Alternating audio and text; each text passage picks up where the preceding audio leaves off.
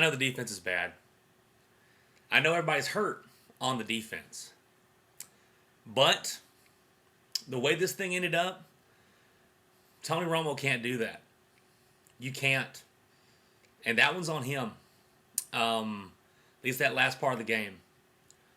That and the play calling, I don't get it. The thing is, though, here's the deal, though, guys. This was one of the biggest collapses the Dallas Cowboys have had in a game. But then again, it's almost like we've had a couple of those in one season. So, as Cowboys fans, we're almost really desensitized to this now. We had it against Detroit already. I mean, these games where it's over. Like, you start watching this game like, yep, that's it. Ball game, we win. And you can't think that way with the Dallas Cowboys. You just can't. 26-3, everything's working fine. That's not safe enough. Set up too many field goals in the first half, but really it comes down to this. With 2 minutes and 50 seconds left in the ball game, on a second and five play, we run. Romo evades the sack, goes for the home run ball, underthrows it, it's picked off, and the Packers win the game from there. And then another interception there, miscommunication with Beasley. Doesn't really matter. It's another bad throw. You can't do that. So you end the game with 2 picks that lose the ball game. You can't play like that. And I was worried about this one because all season, Tony, you can definitely tell, has made a concerted effort to not turn the ball over. Almost to the detriment of the team, because a lot of ways, some of those chances that he used to take really, were those big home run plays. Hadn't had as many of those this season, but we hadn't had as many turnovers. Today, you could tell, and you had the good Romo stuff too. You had the crazy catch that Dez caught in the backfield, in the back of the end zone. You just had some of those great, him evading the passer and stuff, but you just saw that old gunslinger thing come back. And so when it happened, you're like, yep, that's it. That's that. So, what's really frustrating, though, about this whole situation here is not the fact that we were up 26-3, not the fact that Romo had 2 bad interceptions to end the ball game that sealed the deal for the Packers, or the fact that the Packers had a backup quarterback in Matt Flynn playing, who played great in the second half. He's from here in Tyler. What's really frustrating is the fact that we still have hope. And when I say hope, I mean mathematical hope. Because the Philadelphia Eagles got beat by the Vikings today. The fact that Dallas just threw up on their feet today and lost to Green Bay, they still control their own destiny. Of all this, 2 weeks ago, getting completely mauled by Chicago, and now losing like this to the Green Bay Packers, 37-36, they still have a chance to make the playoffs, mathematically.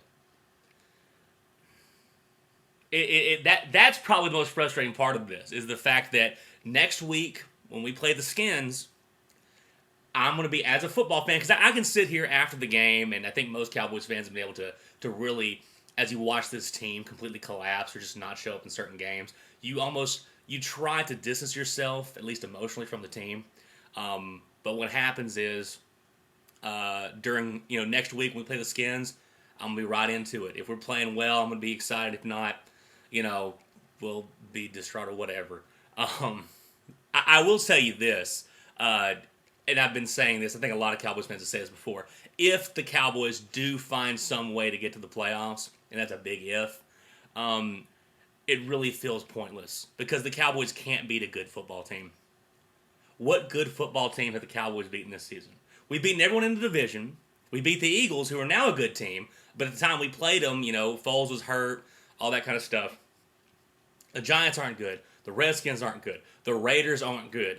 The Rams, we beat the Rams. I mean, there's not a real signature opponent the Dallas Cowboys have beaten this season. Even if we'd won today against Green Bay, that really doesn't count. They're a 6-6-1. I mean, they're kind of waffling around. They don't have Aaron Rodgers. I mean, so if you won this game, I guess it's just one for the win column. There's nothing really to write home about. But this is another epic collapse with the Dallas Cowboys. The defense is horrendous. We know that. The defense, the defense had their, they played well in the first half, whatever. A lot of that was that Flynn just wasn't playing well in the first half. The second half, there was you weren't going to stop them. You weren't. And it's not like the Packers are this elite offense right now. They're good. They got Eddie Lacy's great. They got great weapons, but they're not. It wasn't like the Bears were last week. It wasn't like Denver Broncos. But it felt that way because every time they touched the football, you knew that they're going to find the end zone. Which is why you cannot turn the ball over. With 2 minutes and 50 seconds left in that game, 2nd and 5, the main priority is to run as much clock as possible, keep it alive, and if you have to, punt. The worst thing is a turnover. And Romo tried to go for the knockout punch. If that ball is completed to Miles Austin, that's a touchdown. It's probably the ball game. But when you underthrow it, then that's the wrong decision to make.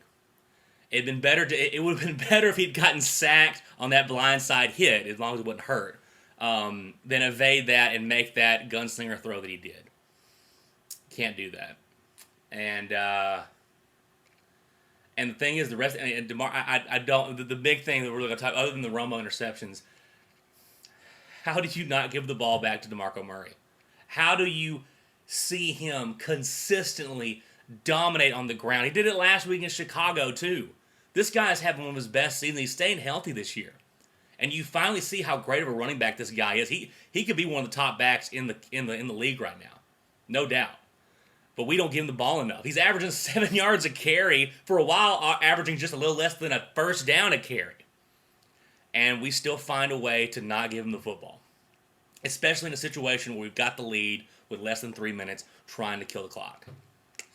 I don't get it. This is one of those games where, once again, all week, that's what we're going to hear about. And you know what? Rightfully so. This was a team collapse. Like I said, I'm not a guy who's going to put on, but a lot of this goes to Tony Romo. And you guys know that I'm a Romo guy, and I still am.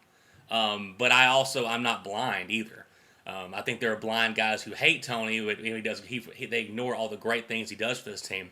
But at the same time, if you're a fan of his, you got to realize those mistakes can't be made by your quarterback.